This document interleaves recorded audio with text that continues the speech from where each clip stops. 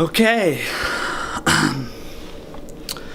All right, today's the day. I am super nervous. However, I'm also anxious to get it underway and get the matter handled. It's about 8:20, so I'm gonna go ahead and head to where I'm meeting my lawyer this morning, and then from there we'll go to the court date. I'm not taking my camera or anything. I'm not gonna worry about vlogging. I'm just gonna focus on getting through the next 4 to 6 hours. No, it won't be that long. The next 4 hours or so, hopefully. Come out on the other side better for it. So I will bring you guys an update afterwards.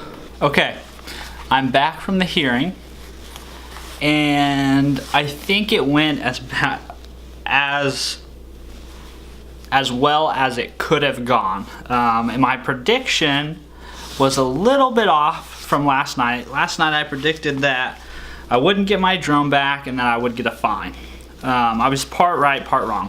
I did get a fine. They fined me $75, and then on top of that they charged me $30 for a court cost. So in total I paid $105. I did have to plead guilty, and the National Park Service ranger that was there said that they would give me my property back.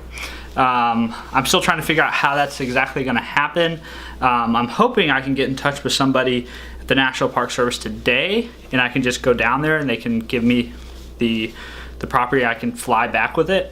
If that doesn't happen today, I'm not sure how that's going to work. I don't know if they were willing to package it up and mail it, or if they'll package it up and I pay for the postage. I don't know. We'll see how that works. But all in all, I think that's like the best case scenario, because it could have been a lot worse. My attorney said basically the court we were in, I was in a U.S. courthouse because it has a maximum punishable for this offense of 6 months in jail. So it can be serious. And that courthouse there, he said, has like a 98% conviction rating, so you don't really want to go to trial. But he was able to speak with the U.S. attorney that was there and work out this arrangement, which best case scenario. My attorney said that, you know, the $75 fine is like lower than probably what the minimum fine is for the offense by law, and he said it's kind of the next step up from saying we're sorry we gave you a citation and just dismissing it and letting it go. So all in all, it turned out really well. It's still kind of frustrating, the whole experience, because, well, I won't get into all that because I'm going to make a video about the whole story, because it's just this weird, bizarre story. But I wanted to give you guys an update. It did come out good. I think it came out in my favor, and I'm just glad to have closure, put it behind me, so I don't have to think about it or worry about it anymore.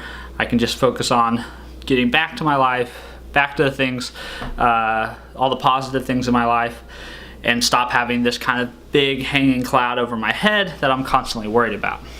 So that's good. My lawyer was great, super knowledgeable, super competent and confident. Man, just handled it amazingly. I couldn't ask for anything more. And like, big shout out, and I told my lawyer this, that it really has opened my eyes up to how in the legal system, if you don't really have resources like money, it's very difficult to really do anything. You're really at the mercy of the legal system. You know, in this case, I was super beneficial to have such a supportive family. You know, my mother-in-law was willing to give me money for my plane ticket. My mom and my grandma loaned me money to pay for the lawyer cost. My father-in-law was willing to pay for my hotel rooms here this week. And I mean, without those people pitching in and helping me, this would have been really difficult for me and my wife to do on our own. We would have really strapped us and killed us financially, which is, I mean, that's just a huge blessing to have such a supportive, awesome family, and I know how lucky I am to have that, because so many other people don't. And hopefully one day I'll be able to return the favor to all those people as well. Either way, I'm feeling good, feeling grateful that it turned out the way it did, and I'm back at the hotel now. So it's about noon. I don't leave till 6 o'clock tomorrow. So I've got an early flight, but I don't have anything else planned. So I'm just gonna kind of hang out in the hotel, work. I'll probably eat dinner, go to bed early, so I can wake up way before my flight just to make sure that I get there on time and get on the flight okay. I tried to change it, but I booked a really cheap flight, so they don't allow changing tickets. But all right, I'm gonna work here for a while. Oh, one last thing about this whole situation is the cost of this drone. Is that the everything that was confiscated really was like probably a couple $1,000s, but in total I paid like $1,000 for it. Then on top of the lawyer fee, that's another $1,500. Then you got airline tickets, $400, hotel fees, probably $300-400. Then my court cost, then expenses while being here like food and drink. You know, I probably for this drone literally cost probably $3,000 or $4,000 when it's all said and done now, once I get it back, or if I do get it back. It's going to be one of the most expensive drones on the market, but not really reflect the capabilities of those more expensive drones. Yeah, that's frustrating. But so when you look at it, yeah, they made me pay a $105 fine, but when you look at what all I had to pay to get here and what all money I had to ask for and get loaned to get here, I think I think I paid my fair share for doing what I did, and I feel like what I did was actually a very innocent mistake, and hopefully that's what they saw, and that's why they settled it the way it did. So okay, back to work. All right, I've been working for the last couple hours.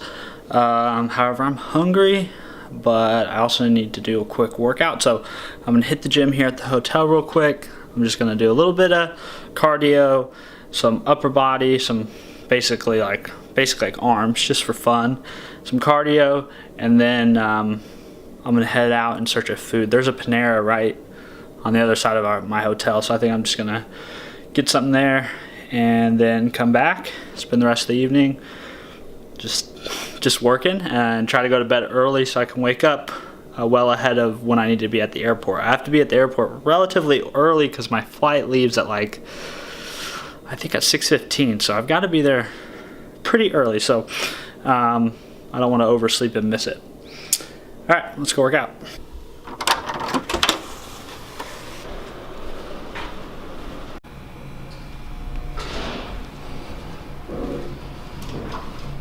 I couldn't film my workout because somebody was in here with me, but basically what I did was cardio on the treadmill for about 30 minutes, and then I finished up with a bunch of arm exercises on this cable machine. However, I had to get kind of creative because, or a bunch of upper body exercises, wasn't just arms. I did some pull-ups and some chest flies, things like that. But I had to get kind of creative because literally it's one cable station with 2 handle attachments. Look at this. So pull-up bar, cable station, handle, handle. This is like the weirdest Hilton gym I've ever been in. Usually most Hilton Garden Inns have dumbbells up to 50 pounds. Well, and look at this, like they have a bench, so it looks like they should have some free weights in here, but there are no free weights. So, hotel gym, it's like a 1 out of 10, but today wasn't really a scheduled training day. I just wanted to get in and move some. So that's what I did. Yesterday was a good day. That's why I went to the full-on gym and paid the 15 bucks for a day pass. So that was good. This will probably be my last workout in Philadelphia. I'll probably work out tomorrow when I get back to KC. Sorry, sometimes when I'm thinking I make squinty faces. I don't know why. I am gonna go get some food. I think Panera's what I'm gonna get. I was worried you blow my reputation, but I figured it's not on me. Yeah. The way you're making me shiver, your hands on myself, I keep pulling the trigger, alright. This rare finger for people like them. Oh no. Well, darling, on my mind, I'm feeling so fly up in the zone now. I'm like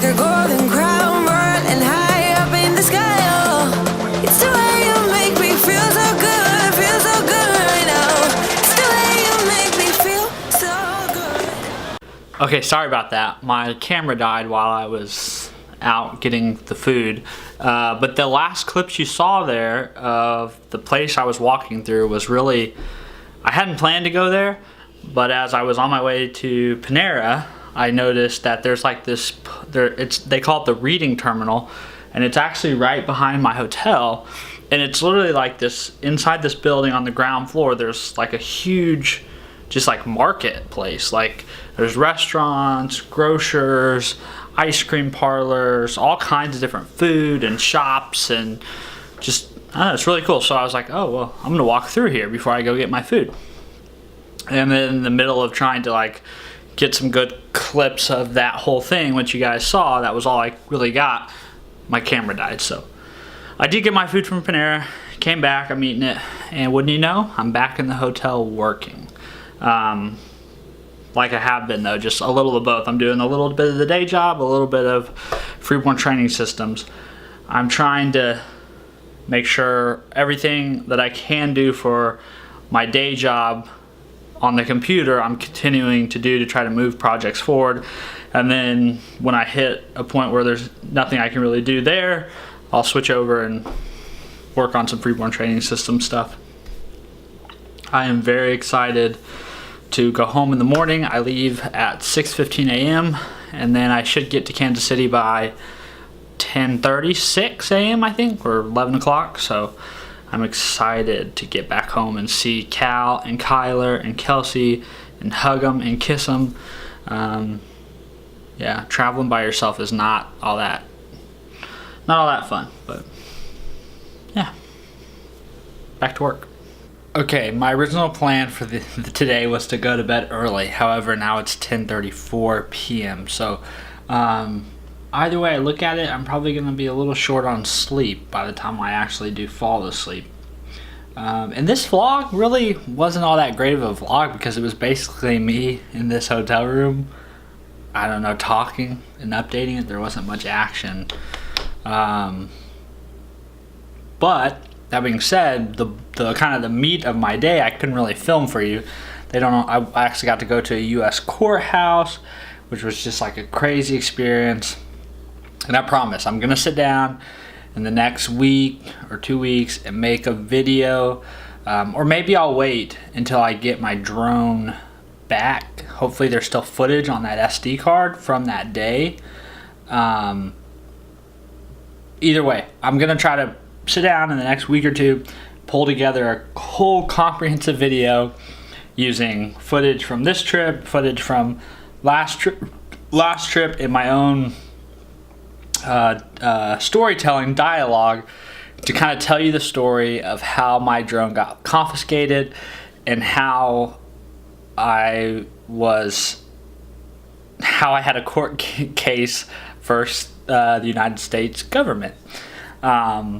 So I'll do that all then in that video, and we'll talk about it more in there. But the highlight of the day was getting that whole fiasco settled and getting lots of closure on it. So it's finished.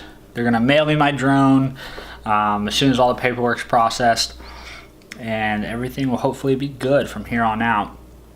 I fly out tomorrow at 6:15 a.m. I've got an Uber scheduled at 4 a.m. to pick me up between 4 a.m. and 4:15 a.m.